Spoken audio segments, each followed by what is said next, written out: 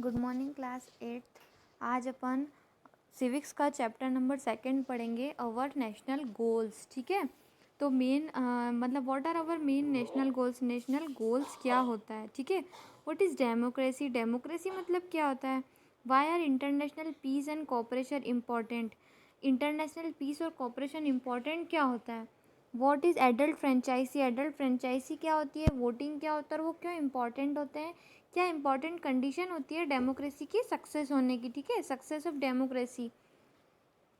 Part A पढ़ते हैं इसका, achievement of national goals. National goals से हमें क्या अचीवमेंट मिला है। ठीक है, what are national goals. National goals क्या है। As a man makes effort to achieve certain goals he sets is life. बहुत मतलब हम क्या करते हैं, बहुत एफर्ट्स करते हैं हमारे गोल को अचीव करने के लिए। जैसे हमारा कुछ भी गोल है, कुछ भी हमारा ड्रीम है कि हमें डॉक्टर बनना है, इंजीनियर बनना है, ठीक है, तो हम हमारे गोल को अचीव करने के लिए बहुत सारे एफर्ट्स करेंगे। इसी तरीके से बता रखा है, man as a man make efforts to achieve certain goals and he set in a life. Likewise the other country also have some goals. इसी तरीके से जो दूसरी कंट्रीज़ होती है ना, उनके भी बहुत सारे गोल्स होते हैं जो उन्हें अचीव करने होते हैं और उन्हें अपनी कंट्री में परफॉर्म करने होते हैं। The progress and prosperity of a country lies in achieving this national goals. इसी तरीके से कोई भी प्रोग्रेस कंट्री की या कोई भी प्रॉस्पेरिटी कंट्री की अचीव करती है कोई भी नेशनल गोल्स। ठीक है, the government enacts laws to achieve this national goals. इसी तरीके से जो हमारी गवर्नमेंट होती है वो बहुत सारे लॉज बनाती है अचीव करने के लिए नेशनल गोल्स को, और बहुत सारे एडमिनिस्ट्रेशन बनाती है जो इसे मतलब एडमिनिस्ट्रेशन बनाती है जो इस गोल्स को परफेक्ट और स्ट्रॉन्ग बनाता है। इंडिया एक डेमोक्रेटिक कंट्री है। डेमोक्रेटिक मतलब क्या होता है, लोकतंत्र देश है। एंड अवर नेशनल गोल्स, हमारे इसके नेशनल गोल्स क्या है डेमोक्रेसी के। सेक्युलरिज्म है, नेशनल यूनिटी है, फ्रीडम है, इक्वालिटी है, सोशल हारमोनी है और इंटरनेशनल पीस है और कॉपरेशन है। ये हमारे नेशनल गोल्स हैं हमारी इंडिया के। डेमोक्रेसी मतलब क्या होता है, लोकतंत्र। सेक्युलरिज्म मतलब क्या होता है, ये मैंने आपको बताया था। ठीक है, national unity, freedom, equality, social harmony और इंटरनेशनल पीस, ये सब हमारे नेशनल गोल्स हैं। Achievement of national goals. अब हमें नेशनल गोल्स जो होते हैं वो कैसे हम अचीव करते हैं। We have to achieve our national goals democratically. हम हमारे जो नेशनल गोल्स होते हैं वो कैसे अचीव करते हैं, डेमोक्रेटिक मतलब लोकतांत्रिक तरीके से।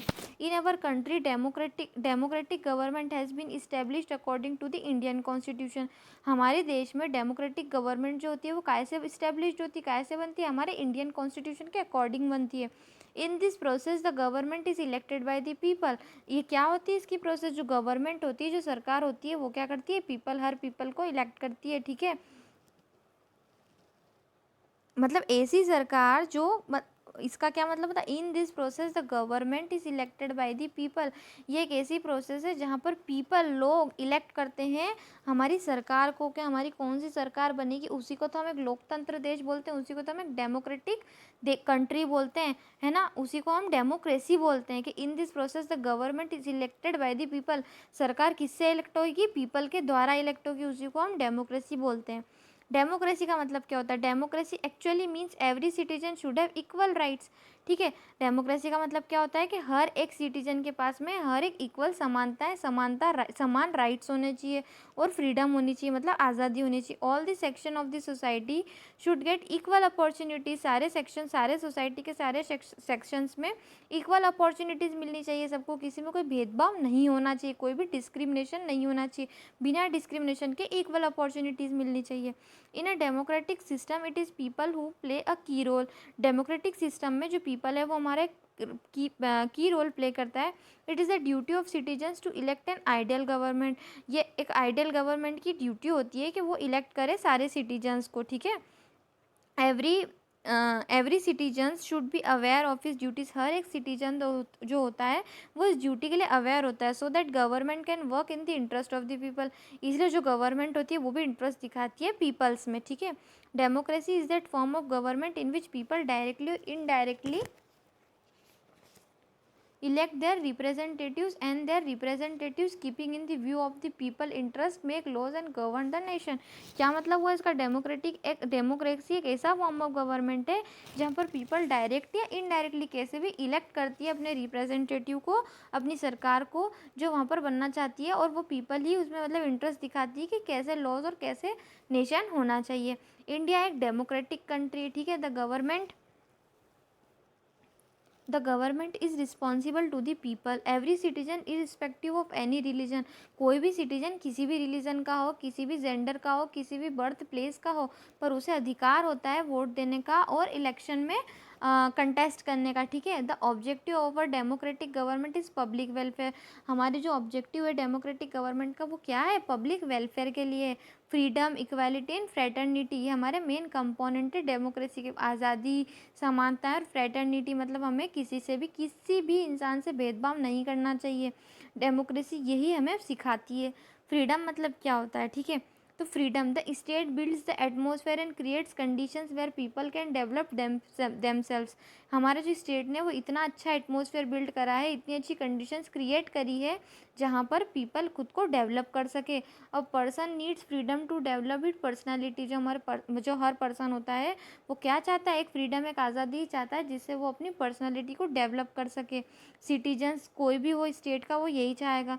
सम interpret freedom is an opportunity free from restrictions, उसे कोई भी रेस्ट्रिक्शन से फ्री रहे वो। But if freedom is accepted this way it could be anarchic in society. The meaning of freedom does not mean free from restrictions, हमारी society में freedom का मतलब ये नहीं है कि हम किसी रेस्ट्रिक्शन से फ्री हो चुके हैं। किसी भी मतलब रेस्ट्रिक्शन होते हैं ना, जैसे कि हमारे पापा बोलते हैं कि यहाँ नहीं जाना, वो नहीं जाना, मम्मी बोलती है ऐसा नहीं करना, वैसा नहीं करना, उसको हम रेस्ट्रिक्शंस बोलते हैं, रोक टोक करना, ठीक है। तो फ्रीडम का मतलब ये नहीं है कि हम किसी रेस्ट्रिक्शन से फ्री है, पर फ्रीडम का मतलब क्या है, एक्सेप्ट द प्रॉपर रेस्ट्रिक्शंस, हमें प्रॉपर रेस्ट्रिक्शंस तो फॉलो करने ही है instead of in proper restrictions, improper restrictions को छोड़कर, ठीक है।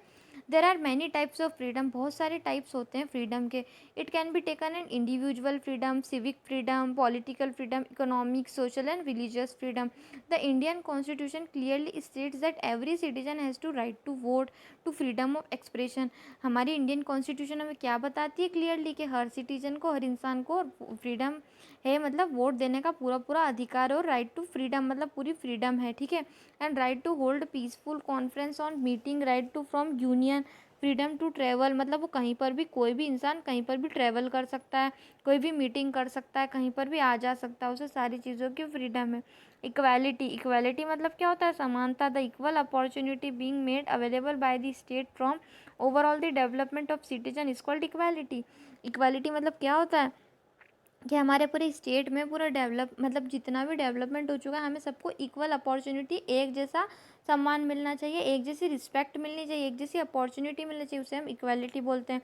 हर एक सिटीजन जो इंडिया का है, वो कोई भी कास्ट का, कोई भी कम्युनिटी का, कोई भी जेंडर का हो, कोई भी कहीं पर भी उसका जन्म हुआ, पर वो इक्वल होना चाहिए, हमारा लॉ हमें यही सिखाता है। टाइप्स ऑफ इक्वालिटी, इक्वालिटी के कितने टाइप्स होते हैं, 3 टाइप्स होते हैं, सोशल इक्वालिटी, पॉलिटिकल इक्वालिटी और इकोनॉमिक इक्वालिटी। इम्पॉर्टेंस क्या होती है इक्वालिटी की, तो हम इम्पॉर्टेंस देखते हैं, discrimination ends when there is equality, equality जहाँ पर होती है ना, वहाँ पर डिस्क्रिमिनेशन ख़त्म हो जाता है, भेदभाव ख़त्म हो जाता है। सबसे मेन इम्पॉर्टेंट है समानता का, कि जहाँ पर समानता होगी वहाँ पर डिस्क्रिमिनेशन, भेदभाव कभी भी नहीं होगा, भेदभाव ख़त्म हो जाएगा। Equality is necessary to safeguard freedom, equality होएगी तो ज़रूरी है कि हमें फ्रीडम भी पूरी पूरी मिलेगी और हम उसके लिए सेफ़ रहेंगे। Equality is important from all over development of citizen, equality हर इंसान के लिए ज़रूरी है, पूरे डेवलपमेंट, हर सिटीजन मतलब पूरी सिटी के लिए, ओवरऑल डेवलपमेंट के लिए, हर एक इंसान के लिए समानता बहुत ज़रूरी होती है। Equality is also necessary for free and fair justice, equality काय के लिए ज़रूरी है, और फॉर फ्री और फेयर जस्टिस के लिए, जस्टिस मतलब समान मतलब न्याय के लिए बहुत ज़्यादा समानता ज़रूरी है। ऐसा थोड़ी है कि मतलब कि किसी को भी कुछ भी, जैसे कोई बिना गलती के अगर हमें सज़ा मिल जाती है तो हमें कितना बुरा लगता है, इसलिए सबके साथ में न्याय होना चाहिए, न्याय बहुत ज़रूरी है, उसके लिए भी हमारी इक्वालिटी बहुत इंपॉर्टेंट है। अब हम पढ़ेंगे जस्टिस क्या होता है।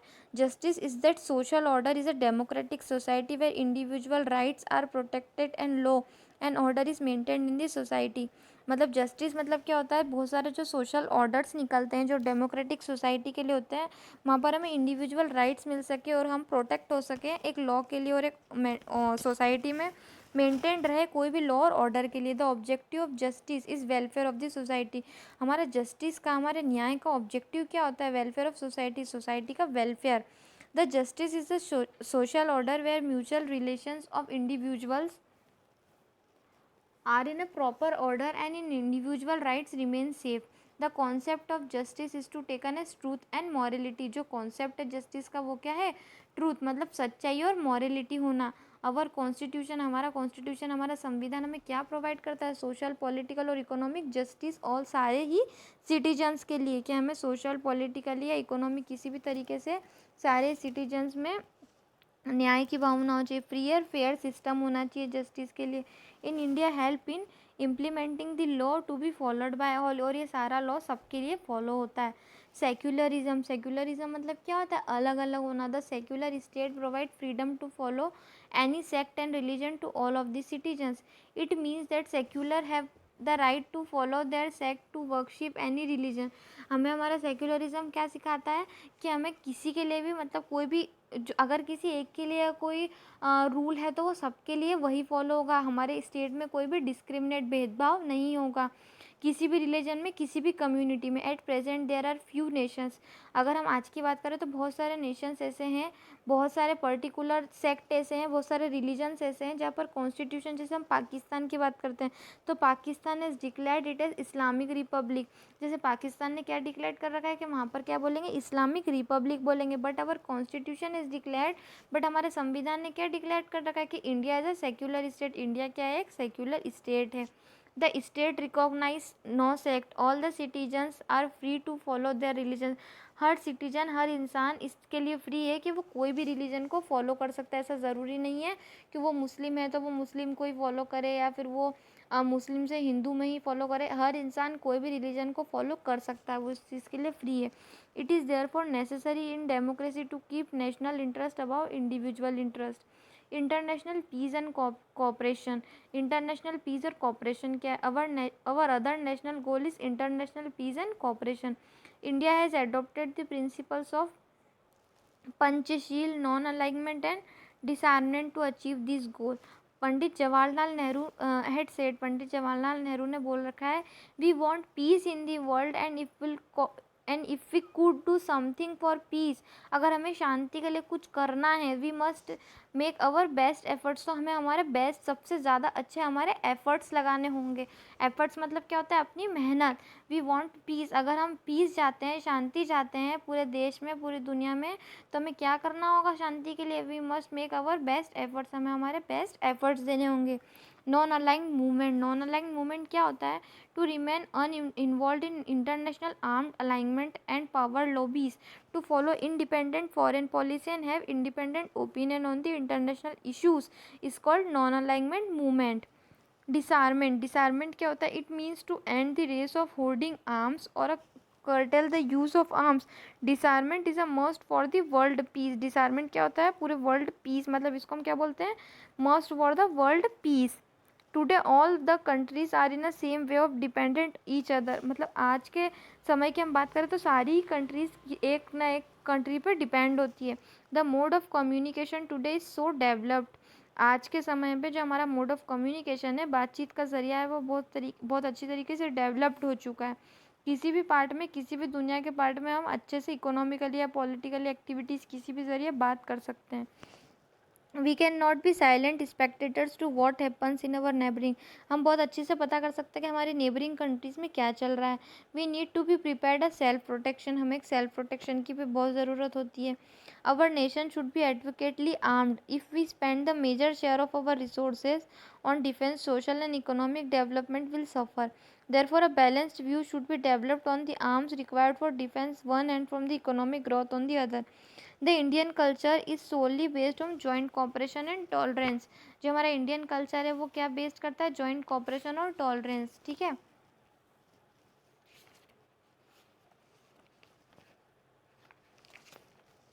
पार्ट बी पढ़ते हैं अपन इसका, डेमोक्रेसी और सिटीजन, ठीक है। लोकतंत्र और सिटीजन्स मतलब पीपल्स क्या होते हैं। Democracy is a type of administration, democracy क्या टाइप, एडमिनिस्ट्रेशन का एक टाइप है। It is an ideal political situation, democracy is not only the rule of majority. Democracy का मतलब ये नहीं है कि जिसकी जो मेजोरिटी होगी, मतलब मेजोरिटी मतलब क्या होता है, ज़्यादा संख्या में लोग, और माइनॉरिटी मतलब क्या होता है, कम संख्या में लोग। तो जिसमें ज़्यादा संख्या में लोग होंगे वही मेजोरिटी होगी, ऐसा डेमोक्रेसी नहीं कहती। But a way to finalise who will the rule of the nation, हमें क्या बताती है कि हमारे नेशन में कौन रूल करेगा और कौन कौन एम मतलब हमारे एडमिनिस्ट्रेशन में कौन एम करेगा वो बताती है। While defining democracy Abraham Lincoln said, उनने क्या बोला, democracy is the government of the people. Democracy क्या है, पीपल के लिए एक मतलब लोगों के लिए सरकार है, ठीक है, for the people and by the people.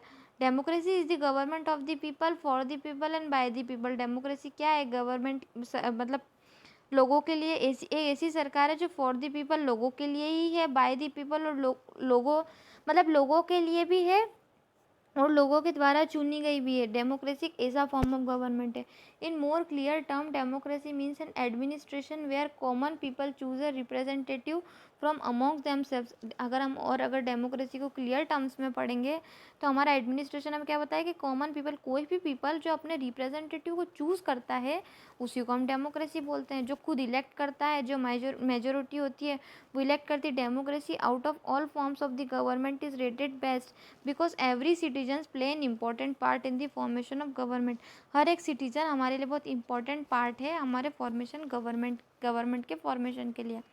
Democracy and citizens, ideal democracy is possible only when citizens are conscious of their rights and duties. The citizens will be able to take correct decisions when they aware of all the happening in this area of nation. Therefore they should try to gather information their various mediums, like जैसे बहुत सारी तरीके से हमें information gathered होती है, newspaper से, radio से, टेलीविजन से, पब्लिक मीटिंग से, ठीक है। तो in a democracy all the people should be literate and well formed so that they can make use of their voting rights correctly. हर इंसान इस दुनिया में पढ़ा लिखा है, लिटरेट है, ठीक है, तो they can make of voting rights correctly. हमें वोटिंग राइट्स जो होती है वो बहुत अच्छे से पता है। The citizens have the right to criticise the working of the government, they have the right to oppose the anti people policy of the government. The type of democracy in which the people elect their representative to form the government is non a representative democracy. India is a representative democracy, ठीक है, India हमारी क्या है, representative democracy है। In representative democracy the political parties select candidates. जो representative democracy क्या है, जहाँ पर पॉलिटिकल पार्टीज जो है वो कैंडिडेट्स को सिलेक्ट करती है, वो कॉन्टेस्ट देयर इलेक्शन और वही इन्हें इलेक्शन करवाती है, ठीक है, उसे हम रिप्रेजेंटेटिव डेमोक्रेसी बोलते हैं। तो पॉलिटिकल पार्टीज़ क्या है, बहुत इंपॉर्टेंट रोल प्ले करती है डेमोक्रेसी में। ये एक्सप्लेन करती है, बताती है कि मतलब पॉलिसी, वोटर्स की पॉलिसी क्या है। Political parties have an important role in democracy. Political party का भी बहुत इंपॉर्टेंट रोल होता है हमारे डेमोक्रेसी में। दे आर लिंक, ये एक लिंक है गवर्नमेंट और पीपल के बीच की। They help to from public opinion, ये हमें हेल्प करती है मतलब पब्लिक ओपिनियन जानने में कि पब्लिक का एक्चुअल में ओपिनियन क्या है। The representative elected by the people form of government, जो रिप्रेजेंटेटिव होती है वो इलेक्टेड होती है बाय द पीपल, पीपल के द्वारा, form of the government. The party which are secured the majority form of government, the remaining parties from the opposition। जो दूसरी पार्टी बची हुई होती है वो क्या होती है, हमारे अपोज्ड ही होती है ना, जिस पार्टी के लिए हम मतलब कर रहे हैं, और वो जो रिमेनिंग पार्टी जो बची हुई है वो हमारी अपोजिशन पार्टी हुई। The opposition control the government by asking questions and supplementary question and adjustment motion which compels the government, ठीक है। एडल्ट फ्रेंचाइजी, फ्रेंचाइजी मतलब क्या होता है, adult franchisee, most of the democratic states have incorporated adult franchisee. This is the most popular principle of voting. Voting is the most important right from all citizen। voting क्या है, बहुत important right है हर citizen के लिए, ठीक है। Indian constitution has provided voting rights। हमारे India के कॉन्स्टिट्यूशन ने, संविधान के लिए हमें वोटिंग राइट्स दिए गए सारे ही सिटीजन्स को।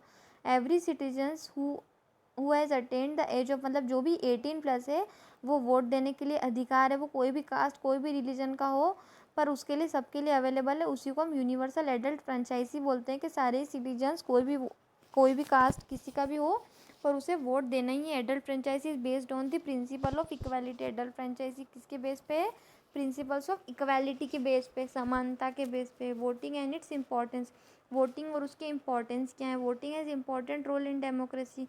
The voter by means a ballot decides to be representative. We had by now 16 general elections in India. Every adult citizens who had completely, जो 18 साल का पूरा है, ठीक है, वो वोट देने के लिए मतलब वो उसको मतलब ये अधिकार है कि वो अपनी सरकार, अपने देश मतलब अपने देश में अपना नेता या अपनी सरकार कोई भी वो खुद चुन सके, ठीक है। Some of the citizens do not their using their right of voting, illiteracy, जो पढ़े लिखे नहीं होते, जिनमें अवेयरनेस लैक ऑफ अवेयरनेस होती है, वो मेन रीज़न है इन सब चीज़ों का कि जो वोट नहीं दे पाते हैं। They do not realize that voting is not only their right but is their duty also, voting हमारा सिर्फ राइट ही नहीं है, वोटिंग हमारी एक ड्यूटी भी है। In the elections, the voter has to choose any one amongst the various candidates. The voter should be aware of the qualities and social activities of the candidate while making this election. Voters should vote from the person who is fully devoted to the welfare of the public. ठीक है। Fundamental rights क्या होते हैं आपके? 6 fundamental rights होते हैं main, जो हमारे संविधान में लिखे हुए हैं। Right to equality, right to freedom, क्या मतलब हुआ इसका? राइट टू इक्वालिटी का कि हमें समानता का पूरा अधिकार है, फ्रीडम का पूरा है, right against exploitation, right to freedom of religion, हम पूरे फ्री हैं, मतलब हम किसी भी रिलीजन के हो सकते हैं, हम पूरा मतलब कोई भी किसी चीज़ के लिए रोक नहीं सकता है। कल्चरल एंड एजुकेशनल राइट्स के लिए हमें कोई नहीं रोक सकता है। राइट टू कॉन्स्टिट्यूशनल रेमेडीज़, ये हमारे 6 फंडामेंटल राइट्स हैं जो हमारे इंडियन कॉन्स्टिट्यूशन में भी लिखे गए हैं। It is the duty of every citizens to follow the fundamental duties, ये सारे ही लोगों की ड्यूटी होती है कि मतलब वो फॉलो करें इन फंडामेंटल ड्यूटीज़ को, फंडामेंटल राइट्स को, जो सारे ही सिटीजन्स को मिले हुए हैं संविधान के द्वारा।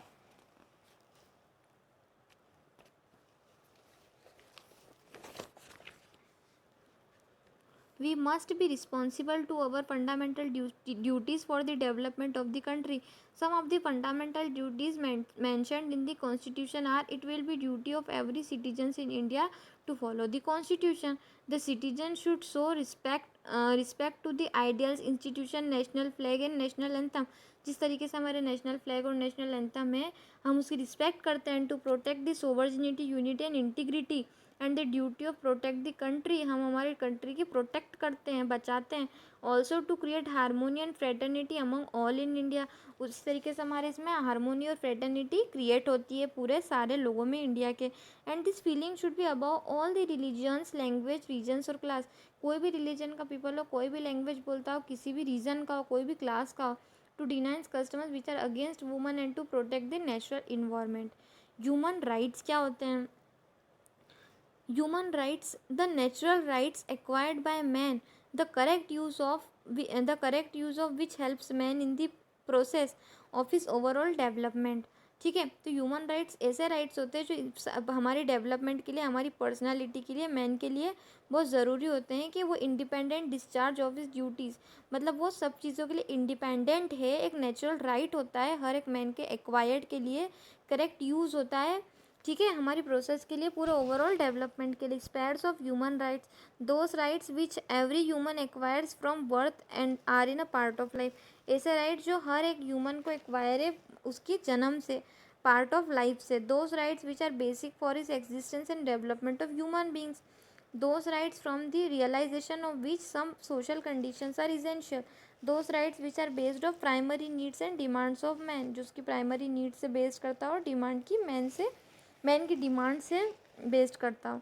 Declaration of universal human rights, हम डिक्लेरेशन करते हैं यूनिवर्सल ह्यूमन राइट्स का, तो मोस्ट इंपॉर्टेंट अचीवमेंट है UNO, it is endeavour to protect human rights from the declaration of universal human rights by the general assembly on December 10, 1948। 10 दिसंबर 1948 को declaration हुआ था यूनिवर्सल ह्यूमन राइट्स का, ठीक है। Therefore, every year 10 December is celebrated as International Human Rights Day। हर साल हम 10 दिसंबर को इंटरनेशनल ह्यूमन राइट्स डे को बनाते हैं पूरे वर्ल्ड में। Every person is free by birth has an equal rights, her person जो है वो अपनी बर्थ के बाद से ही इक्वल राइट्स के लिए और डिग्निटी के लिए फ्री है। To acquire this rights and freedom, no distinction is made on the basis of caste, sex, language, religion, politics, nation and social status, property and other level, ठीक है। Human rights और उसकी protection क्या क्या हैं? To talk out rallies from our human change and to organize missions, हम बहुत सारे मिशंस भी ऑर्गेनाइज कर सकते हैं अवेयरनेस के लिए, ह्यूमन राइट्स के अवेयरनेस के लिए, जिससे ह्यूमन जो है वो अवेयर हो सके। टू स्प्रेड इन्फॉर्मेशन, हम मतलब इन्फॉर्मेशन भी फैला सकते हैं, किसके मीडियम से? टेलीविज़न के, रेडियो से और वीडियो फिल्म्स से, ठीक है।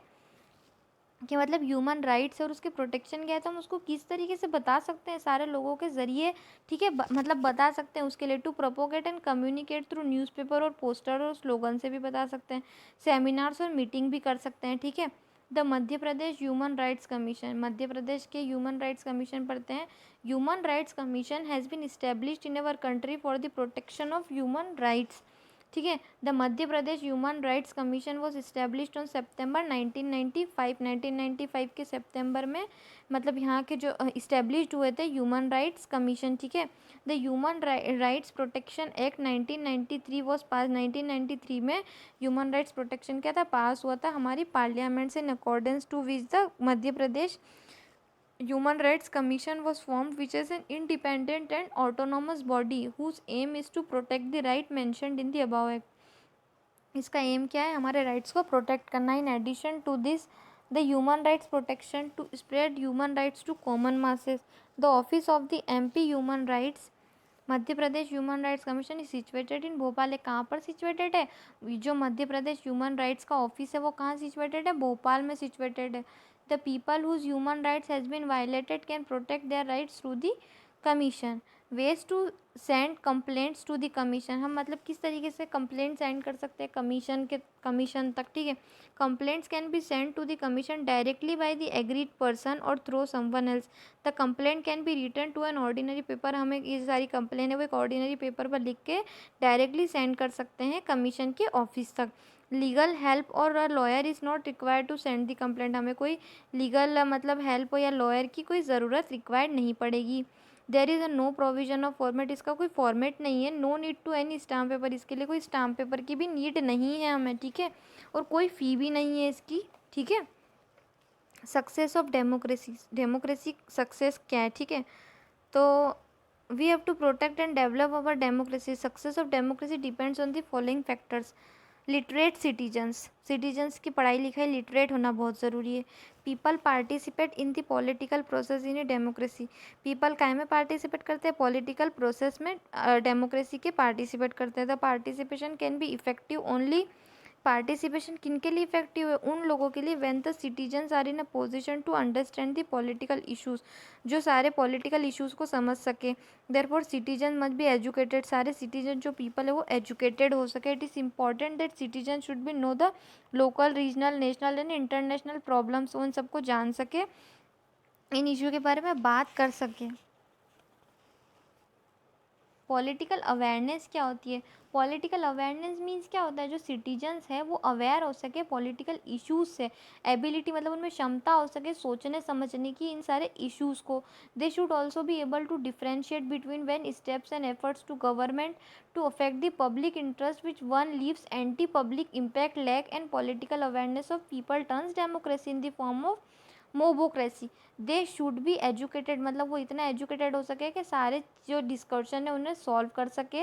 And enlightened citizens who have knowledge of politics, जिसे पॉलिटिक्स का नॉलेज हो सके, नॉलेज हो। And undemocratic means and never मतलब उन्हें पॉलिटिकली मतलब नॉलेज होना चाहिए, जो पॉलिटिकली मतलब इन सारी चीज़ों के इश्यूज़ को सॉल्व कर सके, सोच समझ सके इन सारे इश्यूज़ के बारे में, उसको हम पॉलिटिकल अवेयरनेस बोलते हैं। Liberty of press and independent press is necessary for the success of democracy. Independent press बहुत ज़रूरी मतलब नेसेसरी है हमारी डेमोक्रेसी के सक्सेस के लिए। The free press is needed to so that the government not to encroach upon the freedom of its citizens. The free press without being influenced by the government pressure, presents and demands of public before the government. It is only press that highlights public interest issues. इसी क्या क्या highlight करती है, public के interest issues को highlight करती है। That is why free press is called a fourth pillar of democracy. हम free press को क्या बोलते हैं, fourth pillar of democracy भी बोलते हैं। Social and economic equality, social और economic equality is must for the success from democracy, ये मतलब सबसे मस्ट है, सबसे ज़रूरी है हमारी डेमोक्रेसी के सक्सेस के लिए। The democracy can not function smoothly and it's public interest unless the stigma of a high low rich poor and untouchability, मतलब कोई भी मतलब हमें जात का इस तरीके से भेदभाव नहीं करना चाहिए कि कोई भी अमीर हो, कोई भी हाई कास्ट का हो या कोई भी लो कास्ट का हो, कोई भी रिच हो या कोई भी पुअर हो, हमें कभी अनटचेबिलिटी का काम, छुआछूत का काम नहीं करना चाहिए। और इसके लिए तो अब जेल भी हो चुकी है कि अगर हम इस तरीके का काम करेंगे तो हमें जेल भी हो सकती है। The same economic charge no always create mutual rivalries among the different section in this society and aggravate the division between rich and poor. हम जिस तरीके से मतलब पुअर और गरीब का डिवीजन करते हैं ना, तो ये हमारी डेमोक्रेसी को डैमेज करता है। डैमेज मतलब ख़राब करता है, ख़त्म करता है। Hence there should be a society where the gap between poor and rich. जब तक हमारे सोसाइटी में गैप रहेगा ना, पुअर का, रिच का, मतलब अमीर गरीब का, तो हमारी सोशल और इकोनॉमिक जो है ना, सब चीज़ें मतलब ख़राब हो रही है। हमारे इसमें इनइक्वालिटी और इक्वालिटी तो नहीं आ रही है, पर इनइक्वालिटी आ रही, असमानताएं जब तक आ रही है ना, जब तक जो हमारे नैरो कॉन्सेप्ट रहेंगे कास्ट के, ब्लड स्टम्बलिंग ब्लॉक्स के, डेमोक्रेसी के लिए, जब तक मतलब हमारा देश पूरा ख़राब ही होगा। इसलिए हमें सबसे पहले तो असमानता वाला काम सब छोड़ना होगा, ठीक है। तो ये आपका चैप्टर यहाँ पर कंप्लीट होता है। इसकी पीडीएफ आपको मिल चुकी है। तो अपन आज पूरा सिविक्स का चैप्टर नंबर 2 कंप्लीट करा है, नेशनल गोल्स, ठीक है। तो हमारा नेशनल गोल्स क्या हमने पूरा कंप्लीट करा है। ओके ओके स्टूडेंट्स, मिलते हैं नेक्स्ट वीडियो में।